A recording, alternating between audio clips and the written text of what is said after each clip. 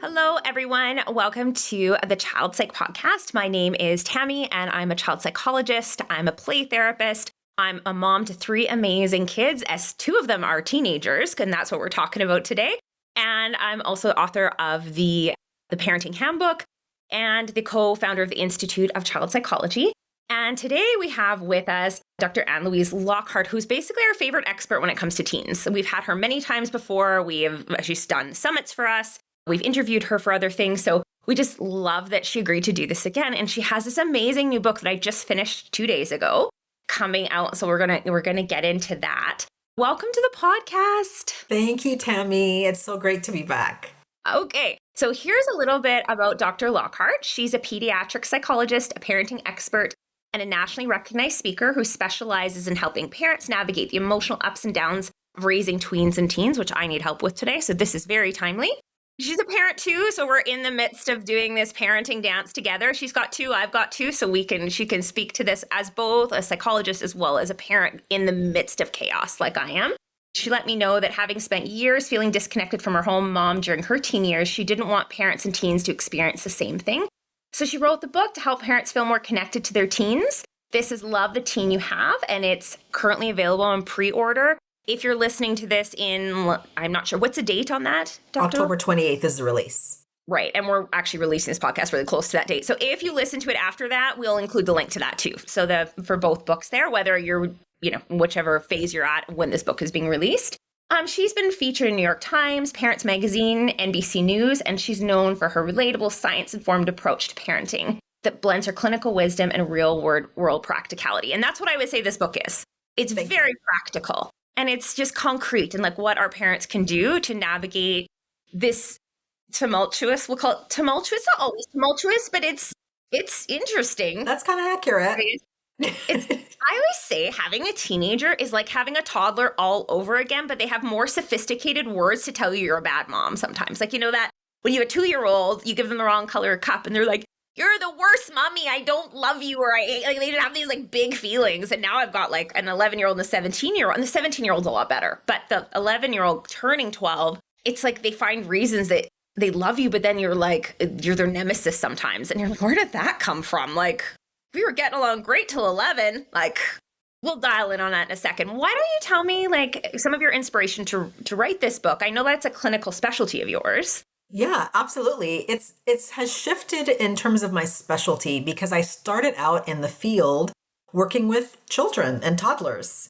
And I did a lot more work in that area. I worked with kids who were abused, kids who were sick, kids who were chronically medically ill in a hospital setting. And I did a lot of that work and I really loved it. And as my experiences have expanded, the ages that I work with has also expanded. So I primarily focus now on 15 to adult. And I really love this work because it's a lot of inspiration from, like you had mentioned in the intro, my experiences as a misunderstood teen. Feeling that like I had gone through things and wanted to express that to my mom, and my mom wasn't capable of handling it. So it led to a lot of teenage rebellion. And it wasn't on a very conscious level at all. I just felt so misunderstood and so not cared about in terms of my struggle that I was just like, screw you, I'm just going to do whatever the heck I want. Not realizing that my divorced mom, me being the youngest of 3, she was doing her best. She couldn't handle the stuff that I was dealing with. It was triggering for her. All that stuff was going on behind the scenes, but it didn't matter to me because teenagers are selfish. Yeah, and they are very egocentric. Yeah, very egocentric. It's all about me, me, me, me, me. And if you are doing something, then it must be offensive to me. So all of those experiences with my experiences as a teenager, as well as working with teens now, I'm like, there needs to be more of a resource for parents who can work through this. Something that is more not specific to a specific gender or specific diagnosis or a specific issue, but just like an overall manual. And I wanted to write it specifically to be evergreen. So not including things that are too trendy in terms of the right now, but that parents can always go back to it. And so that was really a big inspiration, is just putting all the 20 years of experience as a psychologist and then experience as a teenager and just dumping it into a book so that parents can use that. Absolutely. And I think it's always on a spectrum to me. Like when parents are like, is rebellion normal in teens? And I always say to an extent, yes. But I think like when we think your childhood and my rebellion as a teenager was not normal. I think because I was in a very unsupportive environment too, right? So there's an extent of things that I was doing as a teenager where I got in a lot of trouble, where it was like, no, that was, an environment where there was trauma and addiction and controlling and narcissism. And so there was a huge pushback. So I think maybe we can, as we go through this podcast, delineate what is like typical rebellious pushback versus like when do we need help? Does that make sense? I think that's a great question. Delineate, because I think, you see teens in your practice and I see teens in my practice, and sometimes the snottiness and the slamming doors and the eye rolling, we're like, yeah, like I expect a little bit of that. It's another thing if your kids are blatantly breaking the law and, they're truant and not going to school and using drugs. Like we're not normalizing to that extent. Like Absolutely. I think that's important just as we go through this to say like there's a point where we need to ask for help. Awesome. Okay. So let's talk about my girls.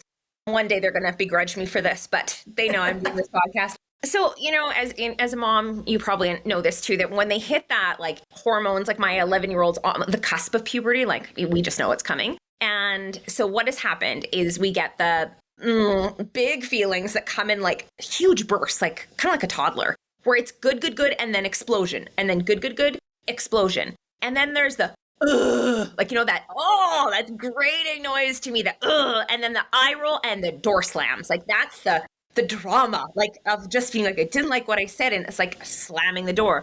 But giving my kids credit, they're not always like this. We just like notice these moments more, right? They're in the pivotal part of like our perception because they're just so jarring. But then they're also really lovely and funny and entertaining a lot of the time too. But I think we're going to focus in on like why we're seeing this shift in these outbursts that are going on. So how would you explain that to parents? Like what's going on with these kiddos that all of a sudden we're getting pushback over like things that were like, this was never an issue before. So I love the dishwasher, laundry, Right. It seemed like they're like triggered by like a bunch of dumb stuff, right? So, so my philosophy, especially because I've worked with all the ages really, and I have routinely seen that toddlers and teens are mirror images of one another. And a big reason I believe this occurs is because of this autonomy and individuation that occurs at those stages. Basically, what that means is when you have a kiddo between like 2 and 5, they've now hit that stage where they can walk, they can feed themselves, they can now speak or use some kind of language, they can exert their control and power. No, don't wipe my bottom. I feed myself, Yeah, me, No, I do it. I do it, right. And it's because they realize they're a separate individual. They're not joined by the hip. They don't have to be carried around by you all the time. They don't have to rely on you all the time. And so they are realizing I am my own individual and I have free will. I could go against the grain. And then it's this other stage of teenage years where, again, it's not just because of developmental, but it's also brain development. Toddler, there's surges in brain growth that happens at that stage. And there's also surges of brain growth and synapses and that kind of stuff at the teenage years. And it's that same thing. I'm my own individual. I have values and beliefs and things that I think are different than my parents. So my parents are meat eaters, but I want to be a vegan, or they voted this way and I believe in this cause and they like to do this, but I prefer this, And so they start to realize that, yeah, I was raised this way, but I don't have to be this way anymore. I can choose to be whoever I want. And that is a huge shift for a lot of parents. And I have parents that have brought in their teens for therapy because they think there's something wrong with them because of this shift. But that's a needed shift because they've got to leave your house. They have to make their own social networks, and they have to get, not married or find a romantic partner, whatever it is they just decide to do. But they have to be separate from you to do that, to launch into the world. So to launch successfully, they have to define themselves outside of the family. Not that the family isn't important. We can talk about that. But there has to be like, there's me and you, and they're different things. And that's hard for parents because for a long time, kids want to copy you and be like you. And all of a sudden they're like, I'm not like you. Right.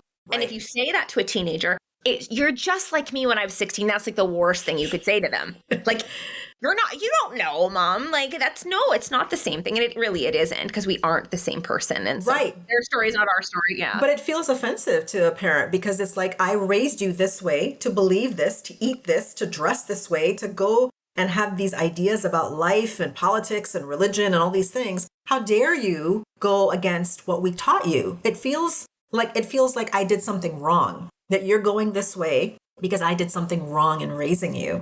And so a lot of parents I speak to, they do feel offended by this individuation. They do feel like, how dare you prefer your friends over wanting to hang out with me? Or how dare you during family game night that you're like texting your friends and Minecrafting under the table? Like, how dare you? Because it's like, you should always want to be my little peanut and my little pumpkin and be under our tutelage. And that shifts, and it should shift. It is normal. They need to, like you said, they need to become their own individual so they could launch eventually and be a well-adjusted adult. We are raising them to be well-adjusted adults. Yeah. So I think moms and dads, if you're listening and you're getting a pushback, that also means like your kid is on the right trajectory. Like that's like Mother Nature doing its job. Yes. And that's part of the roadmap that Mother Nature laid out for your child to do what they need to do to be successful in life. And I don't think enough parents realize that that's the case. They assume they're doing something wrong. And I'm like, no, like that means your child's getting ready for the process to leave. And what we're seeing, I think now, are kids that don't want to launch. And I'm more concerned sometimes about that, where they're just like, they're in their parents' basement till they're 40 because they just don't feel secure enough to go out into the world. And so when I see my teens doing this, I have to remember, I'm like, this means they feel secure enough to tell me no sometimes, to speak their mind. And that when the time comes, when they're 18, 19, 20, whatever that is, they'll be prepared to handle the world because they know who they are. Right. But like you had mentioned earlier, why I think those things can be triggering for parents, though, it's because then they time travel in their brain and they're like, if I had told my parent no, and all the things that would have happened, right? The disrespect, the whooping, the silent treatment, the pushing them away, all of the things that would have happened. And so parents often are seeing it as like, well, no, I couldn't get away with that. And that looks disrespectful. And it's giving them permission to be rude and to say no to me. And I'm like, no, yes, I understand why it feels that way. But it's also, you want your teenager to be able to speak up for themselves. So that if an adult who's supposed to be an authority tells them something that is completely disrespectful or inappropriate or kind of out of pocket, that they can say, no, I don't want to do that. And no, don't talk to me that way. Like, it's okay to do that. Yeah. And I'm going to go back to this conversation I had with a very good friend of mine last night. And she's like, talk to Dr. Lockhart about this. I'm like, I'm going to. So Lisa, I hope you're listening to this podcast. And she's got this lovely kiddo she has lovely kids, but her daughter's 13. And so we're in that mood of, she's good. And then she's good everywhere except at home, where she has these, not all the time, but she has these moments that are only shown to her parents, where, again, the example of the dishwasher, like she comes home and the parents ask her to unload the dishwasher. And it's like, why? Like this questioning authority. And Lisa's like, well, because that's your job. And that's what we do, is we help out around the house. And so, and she might do it and slam some dishes around and then go to her room and slam the door. And Lisa was telling me, she's like, I know half of my brain knows that this is normal, that she's super emotional because hormones and her brain is changing. But I also want to teach my child to be respectful. And I don't want to nag her, because she's like, if I were to pick every single moment of when she does this now in this last year, I would be consistently nagging her 24/7. And she's like, and I don't want to do that. So I want to pick my battles. I want to give her autonomy, but I also want her to be respectful. So like, what do you say to these? And I'm not talking about huge things. They're little things, like a door slam, eye rolls, protesting when you ask them to do something. So I don't know. I don't know where we want to start with that, but I guess how the nagging versus I want to teach a boundary, but I also want to give space for the fact that their brain is changing and they are more emotional. And I don't know, where would you start with that? Yeah, that's an excellent question. And it's such a common thing. And it's really, again, it's hard for our brains to wrap around these things because we keep thinking there's no way I would have gotten away with that. So there's two things that pop up for me. One is those behaviors, even though we say, well, they're not big, there's still a nervous system disruption, right? We hear, row. I hate that. I hate it. I told my daughter that last week. I'm like, I'm not your bro. I am your mom. You can say that to your brother. If you want to call your sister that, fine. I am not bro. But you see how you reacted to that. It is a nervous system disruption, right? Because you're like, I am not one of your little friends. Don't I'm call not a me friend. bro, I am right? your parent. Yeah. And so when they are combative, when they refuse to do something that should be like literally unloading the dishwasher takes maybe 5 minutes, right? Like they're making a big deal out of nothing. And so when that happens, it disrupts our nervous system because we hear the whining, the literal, the eye roll, the stomping up the stairs, the slamming the doors. It is aggravating to our nervous system because we think that we're in threat mode and we have to do something about this behavior, because if we don't shut it down right now, then they're going to grow up to be a sociopath and disrespectful of individuals, right?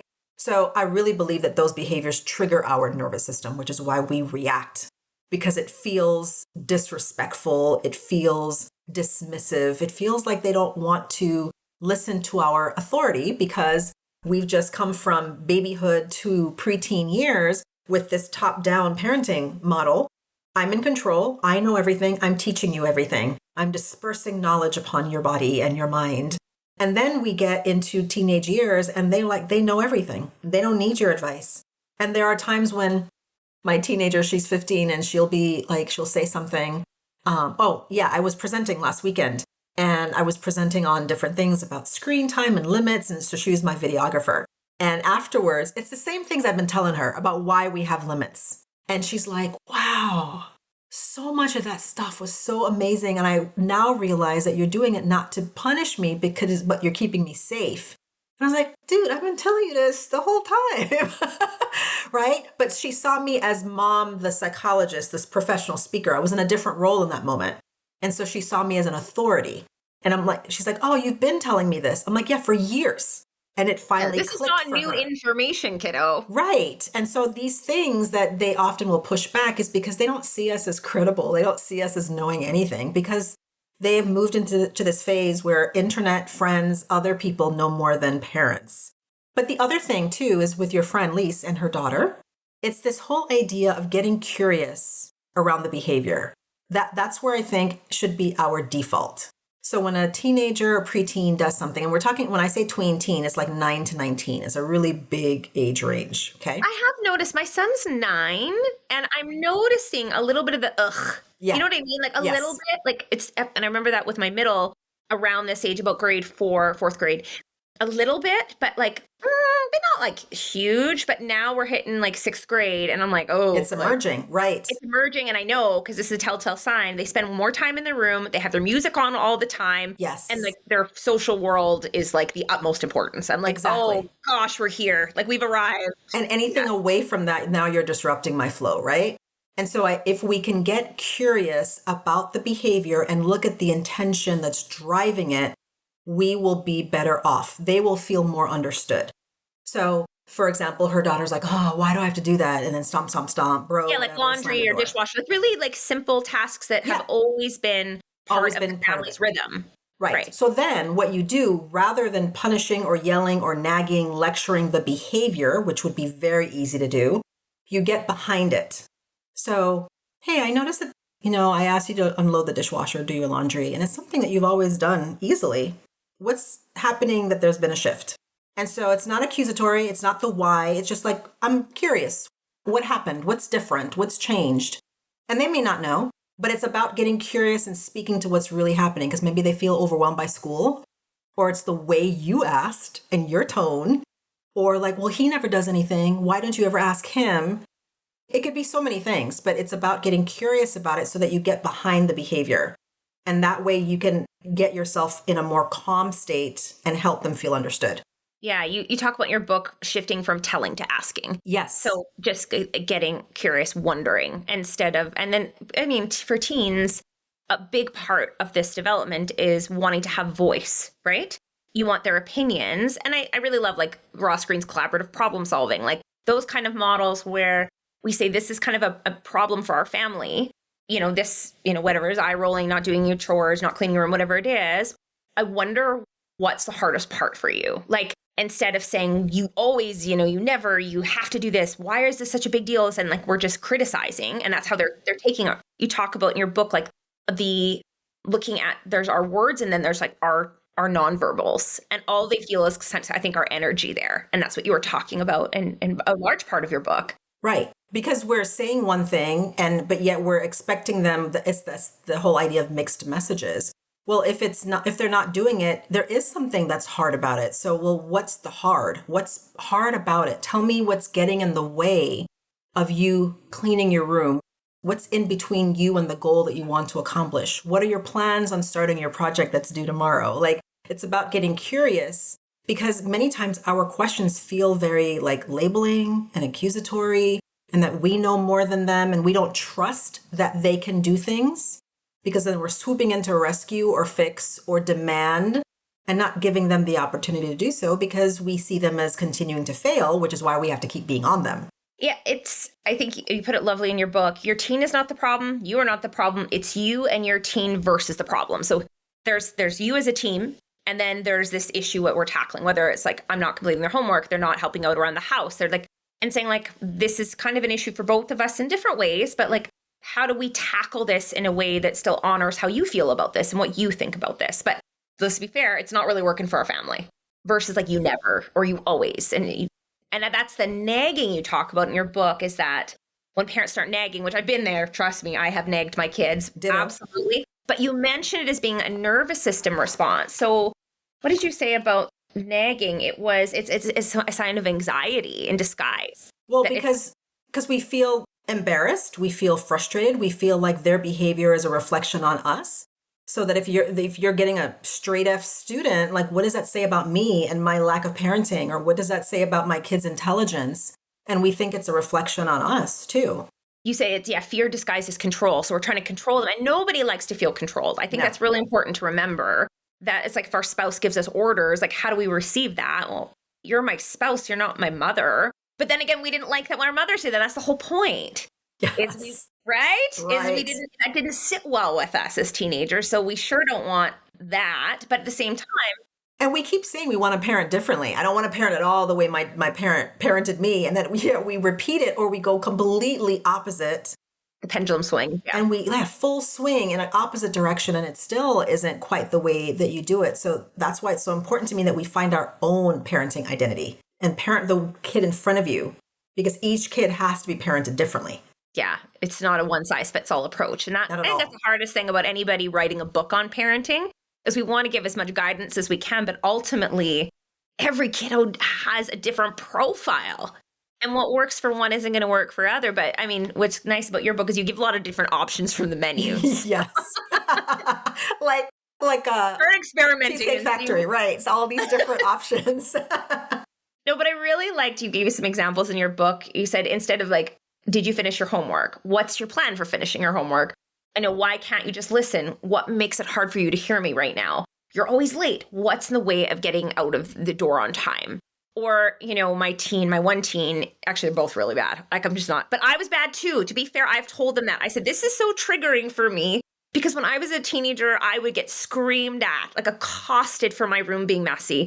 So when your room is messy, I literally get taken back to that moment where I got in so much trouble. So it's really hard for me when your room is messy. But I have to be fair to you. You're not me. We have different values. But, when there's mice getting into the house, this is a problem. And we live on a farm. So I'm like, this is a problem. So I think to an extent, we have to look at we got to clean this sometimes, kiddo. So what gets in the way of this? And that's kind of what you're saying. It's like, instead of saying right away, why are you so messy? Labeling them and criticizing them, you're just staying open and curious. Right. Because that's how you can get to the intention, that this intention is what's driving the behavior. It's not that you have this bad, lazy, slobby kid. You have this kid who maybe gets easily overwhelmed, or has poor frustration tolerance, or who just had a really bad day, who feels ostracized by their friend group. There's so many things that is going on. So, you pick up your kid, carpool, they get in and their earbuds go in. They don't even ask how was your day, mother? You don't get into conversation. Well, why are they doing that? Well, maybe because they had a rough day and they don't want to talk anymore. They've talked out. Maybe they've been masking all day and they're just tired of people. Tired. Right? Or maybe it's because you keep asking the same questions that they think are dumb. How was school? School was school, Ma. Maybe they want to be able to have a better, different, more engaging conversation. And so there's so many different things, and we have to get away. And I'm not saying because it's easy, but it's so important to get away from that behavior and looking at the behavior. We have to get past that and get curious about that so that we can speak to the real need, and then our teen will feel better understood, more connection, and you have less of that friction. Okay.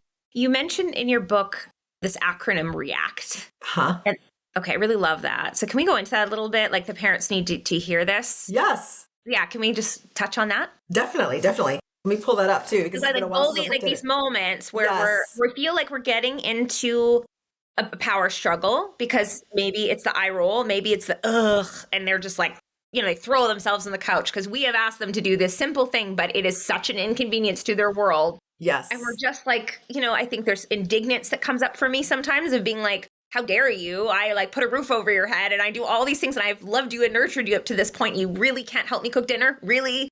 So that's what we want to do. But this was a great way to be like, dial it back. Like, yes, exactly. So it was REACT is rough tone, E is emotions, A is attacking language, C is conflict, and T is tension. Yes. So, a lot of the REACT, and why I make the distinction between the react and respond, because when we use that reactive language, it is very impulsive. We are speaking out of our nervous system. We're speaking out of our pain.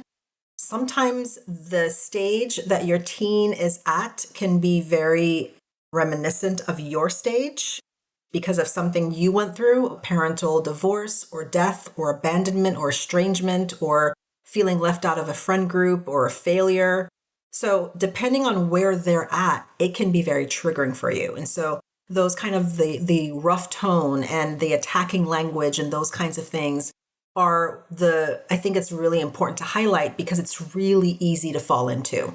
So yeah, it's really being able to tell parents like, this is how it happens so quickly. And I use an example in terms and breaking it down, like this is what happens and this is how quickly it can occur because you're using this attacking language, oh, you're just a slob like your dad, or being able to be very conflictual in that as well too.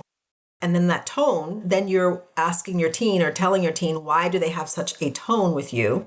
Well, maybe they're learning from you too. Yeah, maybe it's our tone. Yeah, exactly. Yeah, so with the REACT, what you're looking for is it just like the parents, like these are things the parents need to check with themselves, or is this like the cycle with their kids, like their kids are doing this? Like how would you use that REACT? No, I would say it's the reaction the parents are having towards their teen. And then which then escalates like kind of the conflict. So exactly.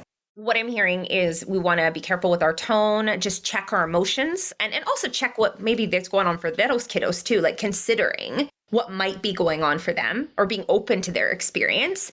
And maybe checking with A as your attacking language, like, are we criticizing? Like, are we saying you always, you never, why are you so messy? Like labeling them as something, which was perceived by most people as attack.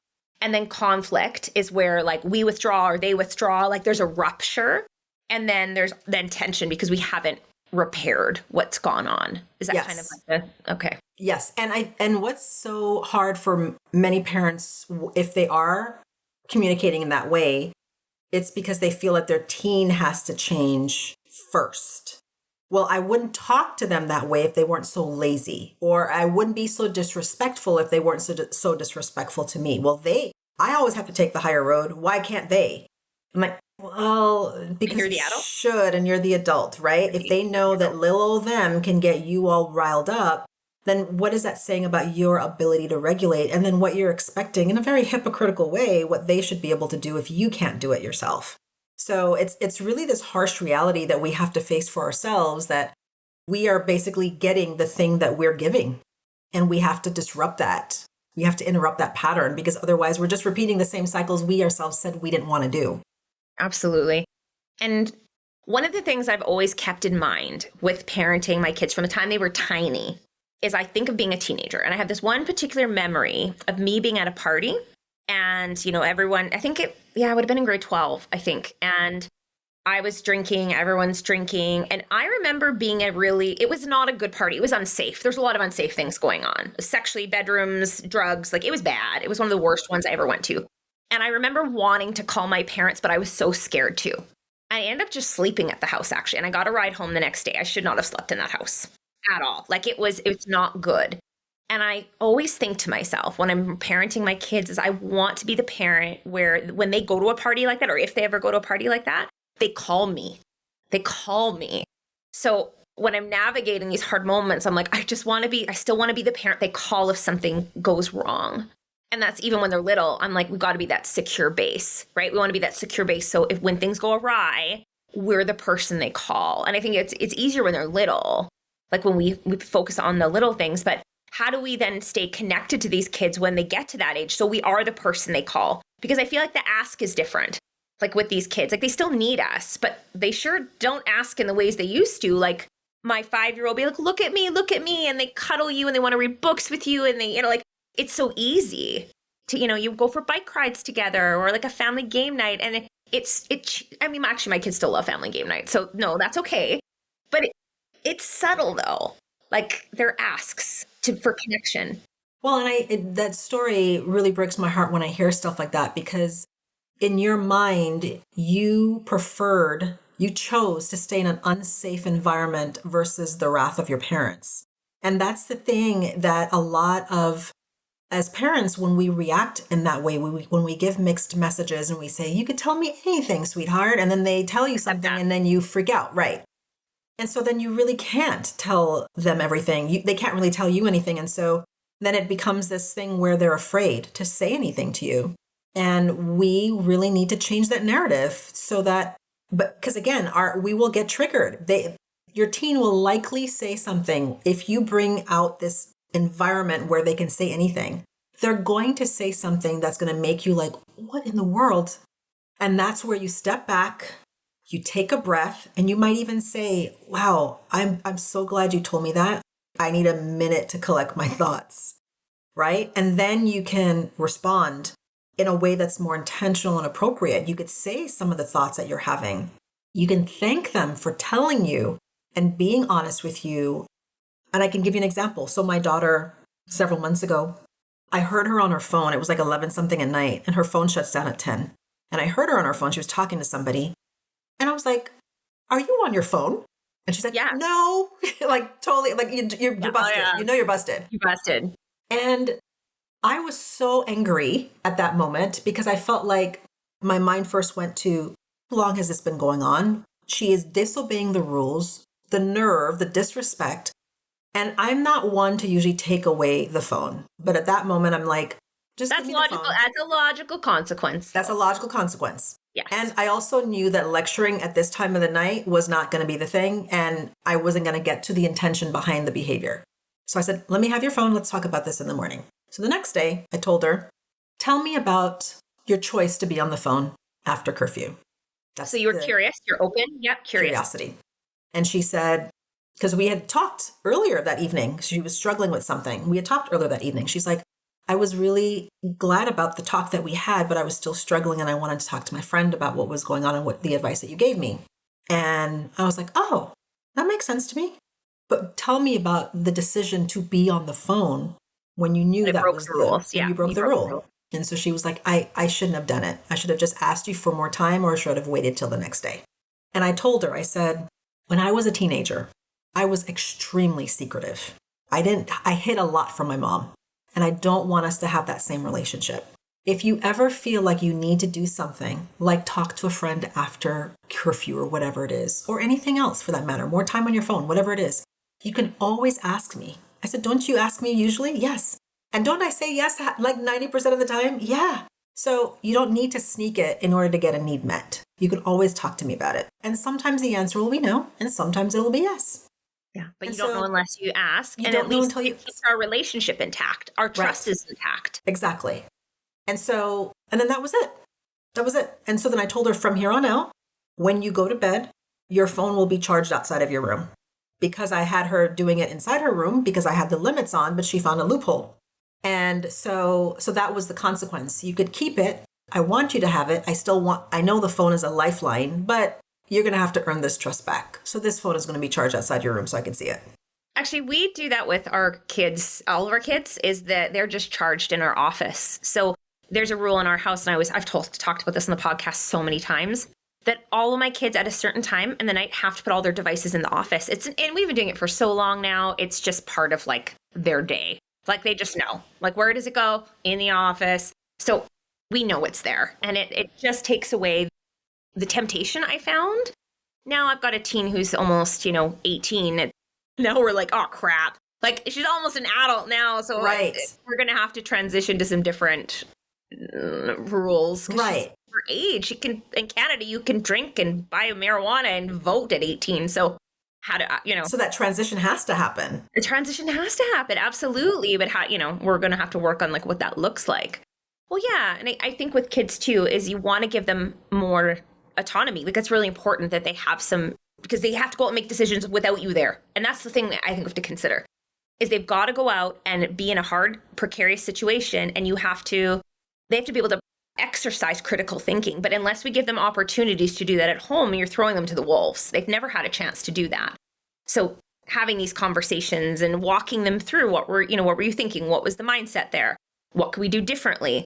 Allows them to start looking at problems and saying, well, how do I want to conduct myself? What are my value system? What is this? But we have to prepare them for that. And I think we forget that. Like they got to leave. So we want to make sure they're thinking things through. Well, and just like we mentioned earlier, each kid has to be parented differently. But also, as that particular kid gets older, you have to make adjustments.